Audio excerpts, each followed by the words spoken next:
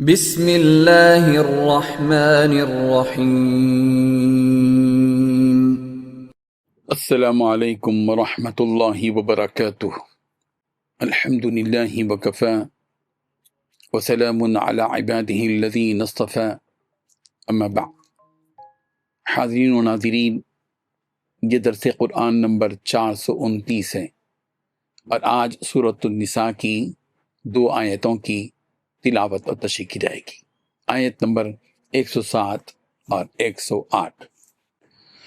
اعوذ باللہ من الشیطان الرجیم، بسم اللہ الرحمن الرحیم۔ ولا تجادل عن الذین یختانون انفسهم ان اللہ لا يحب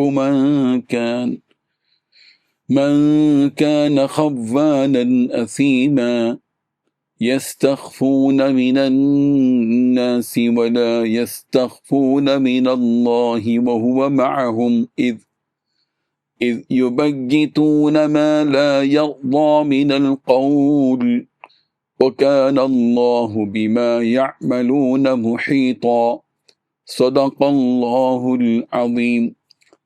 لفظی ترجمہ یوں ہیں، ولا تجادل، اور آپ جھگڑا نہ کریں، عن الذین، ان لوگوں کی طرف سے جو یختانون انفسہم، خیانت کرتے ہیں اپنے آپ سے۔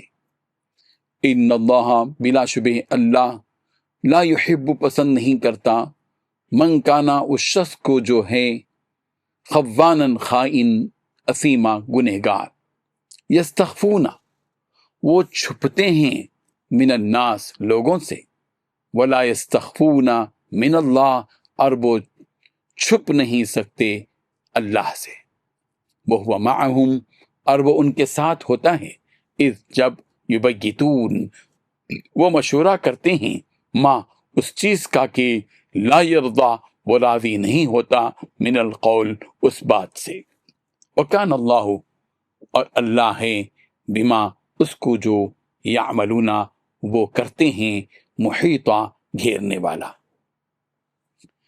ترجمہ یوں ہے، اور ان کی طرف سے جھگڑا نہ کرو جو خود اپنی ہی خیانت کرتے ہیں، کیونکہ اللہ دغاباز اور گنہگار کو دوست نہیں رکھتا۔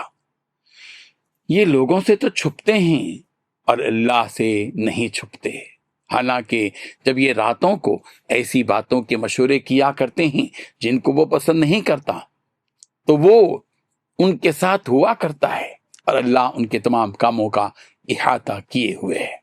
ان 2 آیتوں میں 4 باتیں بتلائی گئی ہیں۔ پہلی بات، کسی تنازع میں ان لوگوں کی وکالت نہ کرنا جو خود اپنی جانوں سے خیانت کرتے ہیں۔ دوسری بات، اللہ کسی بھی خیانت کرنے والے گنہگار کو پسند نہیں کرتا۔ تیسری بات، یہ لوگوں سے تو شرماتے ہیں اور اللہ سے نہیں شرماتے، حالانکہ وہ اس وقت بھی ان کے پاس ہوتا ہے جب وہ راتوں کو ایسی باتیں کرتے ہیں جو اللہ کو پسند نہیں۔